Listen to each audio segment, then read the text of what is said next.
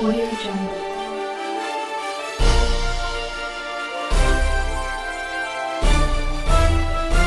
Audio Jungle. Assalamualaikum warahmatullahi wabarakatuh. Selamat sore, salam sejahtera buat kita semua. Om Swastiastu, Namo Buddhaya, salam kebajikan.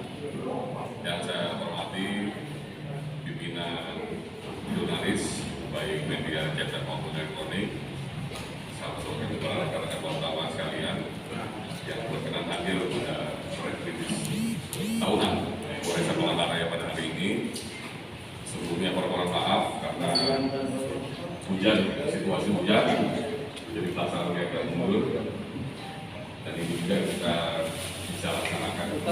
Sebelumnya pada kesempatan ini saya mengucapkan selamat Hari Raya Natal bagi rekan-rekan wartawan yang merayakan, dan selamat tahun baru juga untuk kita semua. Semoga di tahun baru ini kita lebih sukses lagi dengan kondisi kesehatan dan segalanya berjalan dengan baik sesuai dengan rencana. Baik, tanpa mengurangi rasa hormat kami, izinkan kami dari Polres Tabanan Raya untuk menyampaikan rilis tahunan aktivitas di Kota Palangkaraya ini. Mohon izin rekan-rekan sekalian.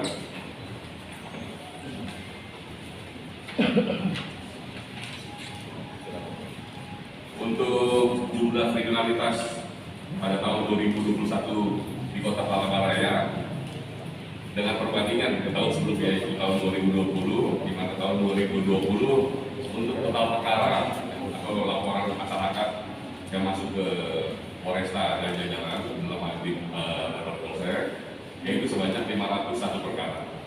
Sedangkan untuk tahun 2021 total laporan pengaduan yang kita terima sebanyak 609 perkara. Ini ada peningkatan kurang lebih penambahan 108 perkara. Jadi ada peningkatan presentasinya sekitar 21,56% untuk kenaikan perkara dibandingkan tahun sebelumnya.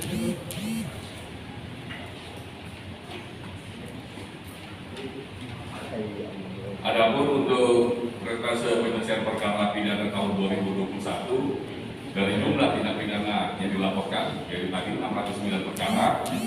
Untuk penyelesaiannya sendiri, perkara yang sampai ke pihak pengadilan, jaksa pengadilan sebanyak 411 perkara. Ini sekitar 67,49%. Jadi beberapa laporan yang masuk kita lanjuti dan bisa kita ungkap, dan kita juga sampai P21 pada pihak kejaksaan dan pengadilan sebanyak 67,49%. Totalan dari sekitar 609 perkara yang kita terima menandakan bahwa crime block atau kejadian perkara diam-diamnya ini kurang lebih 14 jam, 23 menit terjadi satu tindak pidana, Bapak sekalian. Jadi tiap 14 jam 23 menit terjadi tindak pidana di Kota Palangkaraya. Relevansinya secara keseluruhan Kota Palangkaraya masih bisa kita katakan dalam sebuah yang kondusif.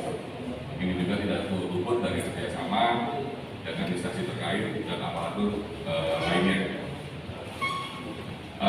Proses tambahan juga dari 67,49% ini termasuk kasus sebelumnya, yaitu di tahun 2020 ada sekitar 20 perkara yang menjadi tunggakan pada tahun 2020 bisa diselesaikan tahun ini.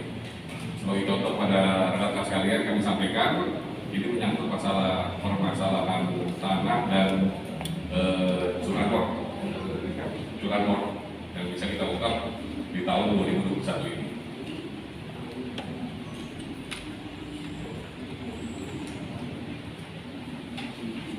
Untuk dominasi tindak pidana di Kota Palangkaraya sendiri, 5 urutan adalah pencurian biasa.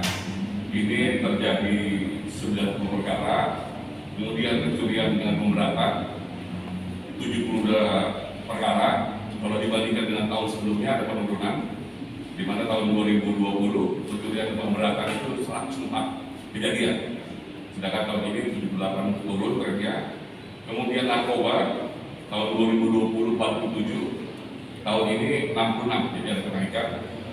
Penggelapan 47 pada tahun 2020, sedangkan tahun 2021 58 tren yang kenaikan. Curanmor tahun 2020 85 kasus, tahun 2021 57 perkara pada turun. Jadi yang mendominasi untuk tindak pidana di Malang Raya, pencurian biasa, pencurian berpemberatan, narkoba, penggelapan, dan curanmor sekalian. Di samping itu juga ada kasus penganiayaan, kasus kebakaran, penemuan mayat, penipuan, dan KDRT. Nah, dari ada 10 ini, 5 yang mendominasi yang tadi saya sebutkan kepada rekan sekalian.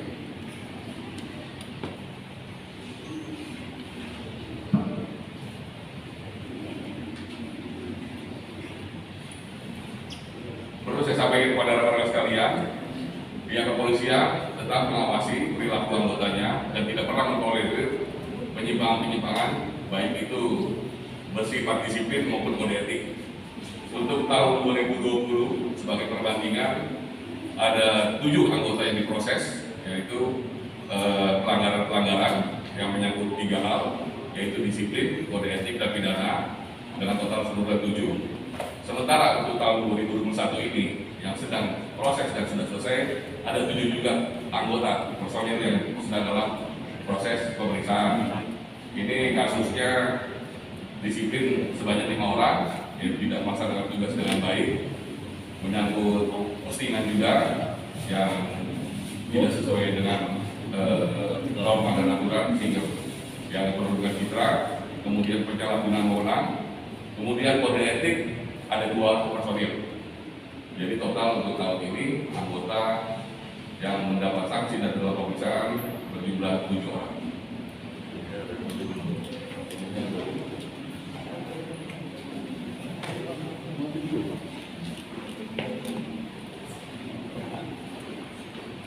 Selanjutnya menyangkut data lalu lintas, kecelakaan lalu lintas dan pelanggaran di Kota Malang Raya. Untuk tilang ada penurunan dari tahun 2020 sebanyak 2.127, tahun ini 924. Hanya pada tahun ini untuk kecelakaan lalu lintas ada kenaikan korban meninggal dunia yang diakibatkan dari kecelakaan lalu lintas tersebut. Tahun 2020 sebanyak 38 korban jiwa. Untuk tahun ini 44 korban jiwa yang kami terima dari satuan lalu lintas unit ini belakang. Jadi ada kenaikan. Sedangkan kerugian material untuk tahun 2021 sejumlah 132.450.000 rupiah. Jika dibandingkan dengan tahun sebelumnya, untuk kerugian material ini turun dari sebelumnya 150.500.000 rupiah pada tahun 2020. Sedangkan untuk luka ringan jumlah tahun ini turun dari tahun 2020 sebanyak 241 yang mengalami luka ringan, tahun ini 203. Untuk luka berat sendiri tahun ini ada kenaikan dari tadinya 2020 tidak ada korban luka berat tahun ini sebanyak 9 orang.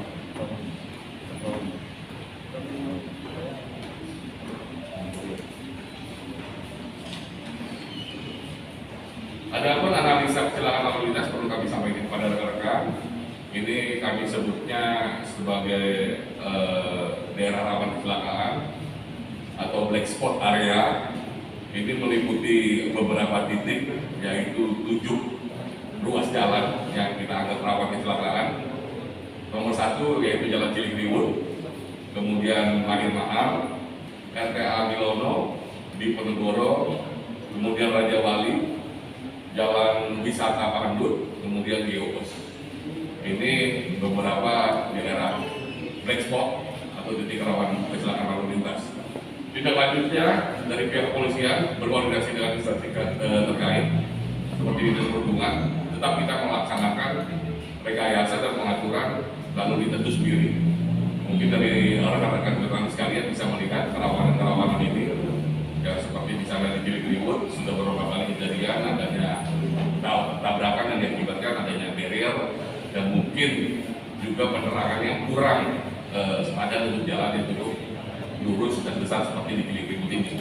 Ini menjadi atensi khusus, dan kemarin juga kami sudah meminta kepada Dinas Perhubungan untuk melakukan rekayasa termasuk rambu jalan dan marka, sehingga masyarakat itu dengan adanya rambu-rambu maupun alat infrastruktur lainnya bisa merasa aman. Setidaknya ada pencahayaan dan rambu-rambu itu bisa terlihat sebelumnya oleh masyarakat, apalagi ditambah dengan perjalanan mulus itu bisa mengakibatkan kecelakaan lalu lintas terjadi. Nah, ini yang kita menjadi fokus untuk penanganan kecelakaan lalu lintas di Kota Palangkaraya itu sendiri.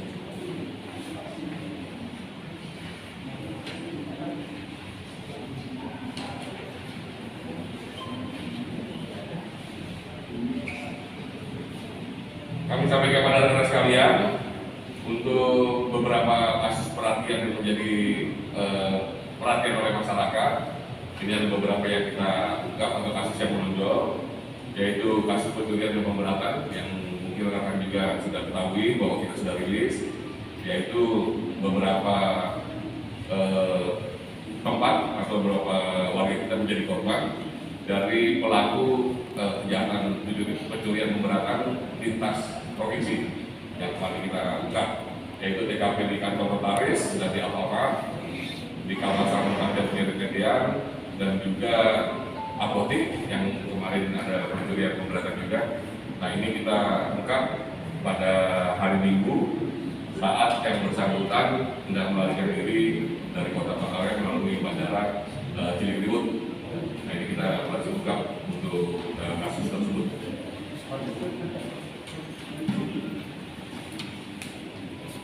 Kemudian perlu kami sampaikan untuk di awal-awal juga adanya beberapa yang menjadi perhatian masyarakat, yaitu pemalsuan dokumen menyangkut PCR. Ini kita ungkap juga yang melalui di bandara. Ada beberapa kasus yang kita ungkapkan dan kita sudah dibawakan kepada pihak kejaksaan, yaitu dengan modus operandinya memalsukan PCR antigen. Dan ini juga tetap kita proses sesuai dengan aturan yang berlaku.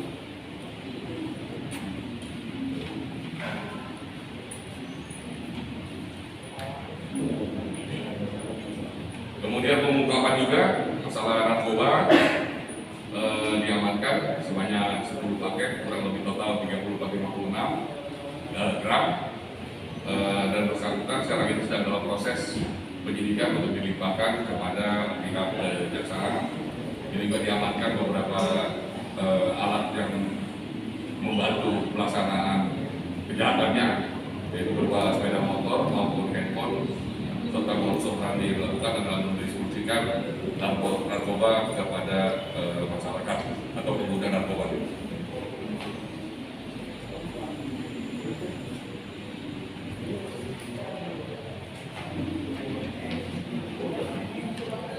Kami sampaikan kepada rekan-rekan yang terakhir adalah penanganan COVID-19 di Kota Palangkaraya.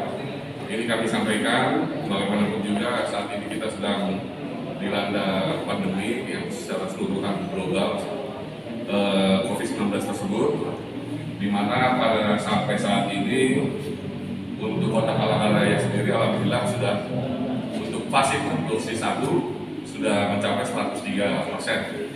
Sedangkan untuk vaksin 2 di kisaran angka 87,8%. Dari total sasaran 223.400 jiwa masyarakat di Kota Palangkaraya ini.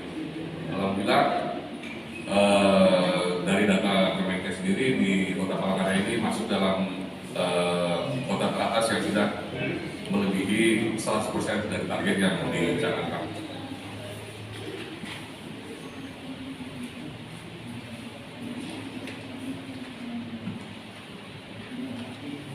Kami tambahkan untuk vaksin gotong royong sendiri untuk dosis 1 sebanyak 29.255 sudah kita distribusikan kepada masyarakat. Kemudian dosis 2 sebanyak 25.691 kepada masyarakat. Jadi total untuk capaian vaksin umum dan gotong royong dosis 1 sebanyak 232.014 atau 103%, dosis 2 187.592 Saya rasa ini saja rekan-rekan yang kami sampaikan, dan pada kesempatan ini juga saya selaku Kapolres Palangkaraya menyampaikan permohonan maaf kepada rekan-rekan jurnalis dan juga masyarakat Kota Palangkaraya apabila dalam pelayanan kami, perilaku kami masih ada perilaku anggota yang tidak berkenan kepada masyarakat. Kami dari Polres Palangkaraya senantiasa memperbaiki kinerja kami, baik itu dalam pelayanan, dalam perlindungan, maupun pengayoman pada masyarakat. Dan kami juga berharap adanya komunikasi yang baik terhadap hubungan yang terjalin selama ini, dalam artian kami menerima segala kritik dan saran dari rekan-rekan jurnalis maupun dari masyarakat untuk perbaikan kinerja Polres Palangkaraya sendiri di masa yang datang. Saya rasa itu saja. Mungkin ada yang ingin ditanya kepada rekan-rekan. Alhamdulillah kita sudah 103% dari 100%. Nah, ini yang 3%-nya adalah menyisir para pendatang yang mungkin warga tidak domisili di Palangkaraya. Dosis kedua juga dalam perjalanan tetap saya sampaikan 86%. Jadi alhamdulillah terjaga ini. Tapi ini bukan berarti kita bisa kemudian ada kebebasan. Ya sudah saya selalu mengingatkan prokes tetap kita jaga. Kita sama-sama mengetahui virus varian baru Omikron sedang menjadi wabah yang meningkatkan di negara-negara lain. Tidak ada salahnya kita tetap memperketat. Makanya dari kemarin saya mengimbau untuk pelaksanaan mulai dari ibadah Natal dan sekarang malam tahun baru juga tetap mewaspadai adanya penyebaran tersebut. Kita boleh bergembira, tapi tidak ada euforia. Sebaiknya melaksanakan tahun baru ini bersama keluarga saja, tidak melakukan mobilitas yang tinggi sehingga tidak terlibat varian-varian baru atau mungkin penyebaran COVID itu sendiri. Terima kasih, Ndang.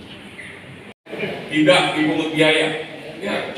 Jadi barang bukti yang diamankan oleh kepolisian diserahkan kepada pemiliknya, tidak dipungut biaya. Nah, ini juga mengimbau apabila memang ada kutipan-kutipan seperti itu segera laporkan. Ya, kami berkomitmen untuk menjaga dan mengembalikan barang-barang yang menjadi hak milik yang kita ungkap dari kejahatan yang ada di Kota Palangkaraya. Terima kasih. Pak, bagaimana kejahatan yang dari luar kota itu apa, Pak? Yang untuk di luar kota kita pencurian pemberatan antar provinsi.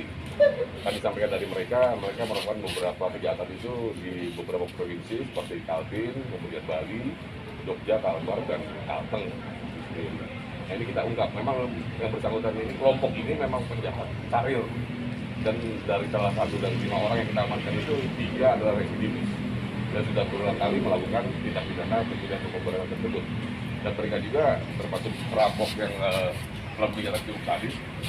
Setelah kita dalami, tidak segan-segan apabila tertangkap basah mereka melakukan perlawanan seperti itu. Siap ya. Pak, jelang tahun baru, akses jalan ini berapa titik? 21 titik Pak ditutup, Pak ya? Ya, keseluruhannya mungkin totalan yang kita adakan atensi 21 titik, tapi untuk titik yang menjadi fokus ada 13. Untuk penutupan kita masih sifatnya tentatif, tidak menutup kemungkinan kita tutup juga, atau tetap kita buka sesuai dengan mobilitas masyarakat di jalan. Sebelumnya memang kita sudah sosialisasikan untuk tetap melaksanakan tahun baru ini di rumah. Karena di samping kita pencegahan terhadap COVID-19 sendiri, juga mengantisipasi keamanan ketertiban di Kota Palangkaraya ini juga. Jadi kita fokuskan malam ini untuk 11 titik dan juga beberapa titik yang akan menjadikan tempat berkumpul pada pelaksanaan tahun baru seperti tahun sebelumnya. Untuk keseluruhan dari Polresta sendiri sebanyak 193 personil, ini juga di backup oleh Polda, TNI, rekan-rekan Satpol PP dan instansi terkait lainnya. Untuk total keseluruhan sebanyak 593 atau 600 personil yang melakukan pengamanan pada tahun baru ini. Dan juga berkaitan dengan operasi Kelabang 2021. Pak, ada nggak perayaan Pak malam tahun baru, Pak? Untuk perayaan itu sesuai dari kita tidak diberikan izin seperti itu. Jadi kita akan tetap fokus pada tempat hiburan dan tempat wisata juga. Jangan sampai nanti ada pelanggaran prokes seperti itu. Oke. Terima kasih Jenderal. Terima kasih, Jenderal. Terima kasih telah menonton dan jangan lupa subscribe, like, share untuk mendukung channel ini agar berkembang seperti yang lain.